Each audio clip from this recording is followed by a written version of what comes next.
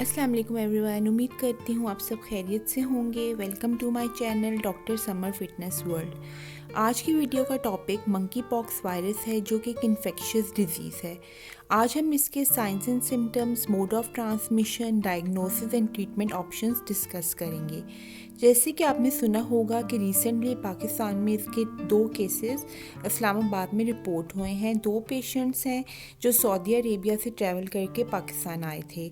तो आज की वीडियो इसी मंकी पॉक्स वायरस के बारे में है। तो सबसे पहले इसका थोड़ा सा इंट्रोडक्शन देख लेते हैं कि ये कैसे डिस्कवर हुआ और कैसे ये ग्लोबली स्प्रेड होना शुरू हुआ। सबसे पहले मंकी पॉक्स वायरस डेनमार्क में 1958 में कुछ मंकीज़ में जो रिसर्च के लिए रखे गए थे उनमें डिस्कवर हुआ, और सबसे पहला human case 9 months old boy में 1970 में डेमोक्रेटिक रिपब्लिक ऑफ कांगो में पाया गया। मंकी पॉक्स वायरस ज़्यादातर ह्यूमन से ह्यूमन में फैलता है और कभी कभार एनिमल्स से ह्यूमन में फैलता है।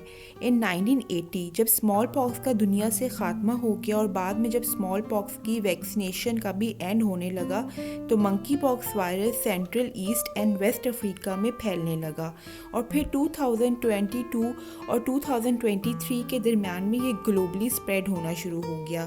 इन मई 2022 में ये अचानक से पूरे यूरोप में और फिर अमेरिका में फैलने लगा, और फिर सारे 6 WHO के रीजन्स में फैल गया, और ऑलमोस्ट 120 कंट्रीज इससे अफेक्ट हुए और 87,000 केसेस सामने आए, जिनमें से 112 डेथ्स भी हुई। सबसे पहला केस लंदन के एक शख्स में पाया गया जिसकी नाइजीरिया से ट्रैवल हिस्ट्री थी। अब मंकी पॉक्स वायरस के साइंस एंड सिम्टम्स देख लेते हैं, जो ज़्यादातर 1 वीक के अंदर नज़र आना शुरू हो जाते हैं after exposure to monkeypox virus, लेकिन ये 1 से 21 डेज़ के दरमियान भी नज़र आ सकते हैं, और ये सिम्टम्स 2 to 4 वीक्स तक रहते हैं, और या फिर इससे ज़्यादा अरसा भी रह सकते हैं उन लोगों में जिनका इम्यून सिस्टम वीक हो। सिम्टम्स में rash, fever, sore throat, headache, muscle x, body pain, low energy, swollen lymph nodes शामिल हैं। कुछ लोगों में जो पहला सिम्टम नज़र आता है वो रैश होता है। मंकी पॉक्स वायरस की रैश एक स्पेसिफिक टाइप की रैश होती है। ये फ्लैट सोर की तरह डेवलप होती है जो फिर ब्लिस्टर में तब्दील हो जाती है। ब्लिस्टर यानी छाला जिसमें लिक्विड मौजूद होता है, और ये पेनफुल भी हो सकता है और इसमें इचिंग भी हो सकती है। जैसे जैसे डेज गुजरते हैं रैश हील होना स्टार्ट हो जाती है, ब्लिस्टर्स ड्राई होना स्टार्ट हो जाते हैं, उनमें एक स्कैब सा यानी छिलका सा आ जाता है जो बाद में ऑलमोस्ट 2 to 4 वीक्स बाद फॉल ऑफ हो जाता है। लेकिन कुछ लोगों में पहले दूसरे सिम्टम्स अपेयर होते हैं, जैसे कि fever, muscle x and sore throat. उसके बाद रैश अपेयर होती है। रैश फेस से स्टार्ट होती है, palms of hands and soles of feets में फैलती है और फिर पूरी बॉडी में फैलना स्टार्ट हो जाती है। अब इसका मोड ऑफ ट्रांसमिशन यानी कि ये फैलती कैसे है। ये एक इन्फेक्टेड ह्यूमन से हेल्दी पर्सन में ट्रांसमिट हो सकती है थ्रू डायरेक्ट कंटेक्ट, यानी अगर इन्फेक्टेड पर्सन की स्किन लयन से आपकी स्किन टच हो, या ड्यूरिंग टॉकिंग और थ्रू ब्रीदिंग ये फैल सकती है, या अगर इन्फेक्टेड पर्सन ने आपके इर्द गिर्द छींका है या खांसा है तो थ्रू ड्रॉपलेट्स ये फैल सकती है, या थ्रू कंटेमिनेटेड मटेरियल्स जैसे इन्फेक्टेड पर्सन के कपड़े या बेड शीट्स या दूसरी इस्तेमाल की हुई चीज़ों के थ्रू ये फैल सकती है। अगर ये एक हेल्दी इंसान ने इस्तेमाल कर लिया तो उसमें ये ट्रांसमिट हो जाएगी। ये इन्फेक्टेड एनिमल्स के थ्रू भी ह्यूमंस में फैलती है ड्यूरिंग कुकिंग, कटिंग और ईटिंग। अब मंकी पॉक्स वायरस का डायग्नोसिस देख लेते हैं। मंकी पॉक्स वायरस को डायग्नोस करना थोड़ा सा मुश्किल है क्योंकि इसके सिम्टम्स दूसरे वायरल इन्फेक्शंस डिजीज़ से मिलते हैं। इसको chicken pox, measles, bacterial skin infection, scabies, herpes, syphilis infection से डिस्टिंग्विश करना बहुत ज़रूरी है। जो सबसे बेस्ट तरीका है इसे डिटेक्ट करने का वो है PCR यानी कि पॉलीमरेज चेन रिएक्शन।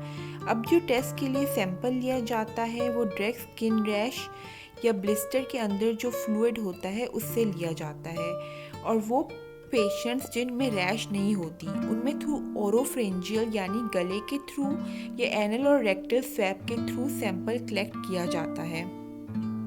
अब ट्रीटमेंट की तरफ चलते हैं। अभी तक मंकी पॉक्स का कोई स्पेसिफिक ट्रीटमेंट नहीं डिस्कवर हुआ, तो जो इस ट्रीटमेंट का मेन एम है वो इसके सिम्टम्स को मैनेज करना है, यानी कि इसकी रैश का ध्यान रखना है, उसकी इचिंग और पेन को मैनेज करना है।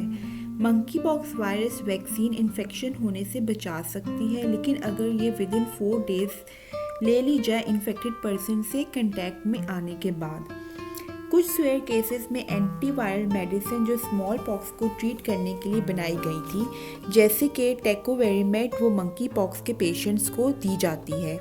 मंकी पॉक्स वायरस के ज़्यादातर पेशेंट्स 2 to 4 वीक्स में रिकवर हो जाते हैं। यहाँ पर मैं कुछ ऐसी टिप्स शेयर कर रही हूँ कि अगर आपको मंकी पॉक्स वायरस हो गया है तो आपको क्या करना चाहिए। खुद को आइसोलेट करें, अपने घर में रहें एक रूम में, बाकी लोगों से कांटेक्ट में ना आएं। अपने हाथों को बाकायदगी से वॉश करें, सैनिटाइज करें, स्पेशली जब आप स्किन लेयर्स को टच करें। मास्क पहन कर रहें और स्किन लेयर्स को कवर रखें जब दूसरे लोगों के इर्द गिर्द हों तो। जितना हो सके स्किन को ड्राई रखें और कवर ना करें अगर आप अकेले हैं और लोगों के इर्द गिर्द मौजूद नहीं हैं। सॉल्ट वाटर का इस्तेमाल करें मुंह के छालों के लिए। नीम गर्म पानी से नहाएं और पानी में बेकिंग सोडा या इप्सम सॉल्ट ऐड करें, ये बॉडी लेयर्स में हेल्प करेगा। फीवर और बॉडी पेन के लिए पैरासीटामोल या इब्यूप्रोफेन का यूज़ करें। अब वो चीज़ें जो आपने नहीं करनी। जो स्किन लेयर्स हैं उनको स्क्रैच ना करें या पॉप आउट ना करें। अगर आप ऐसा करेंगे तो एक तो आपके ज़ख्मों का इन्फेक्शन होने का ख़तरा है और दूसरा हीलिंग प्रॉन्ग हो जाएगी। इसके अलावा स्क्रैचिंग से स्किन लेयर्स दूसरे बॉडी पार्ट्स में भी फैल जाएंगे जहाँ जहाँ आप टच करेंगे। तो ये थी आज की वीडियो मंकी पॉक्स के बारे में। उम्मीद करती हूँ आपको ये पसंद आई होगी और आप लोगों के लिए हेल्पफुल रही होगी। तो do like, share and subscribe to my channel और अब मिलते हैं नेक्स्ट वीडियो में। तब तक के लिए टेक केयर, अल्लाह हाफिज़।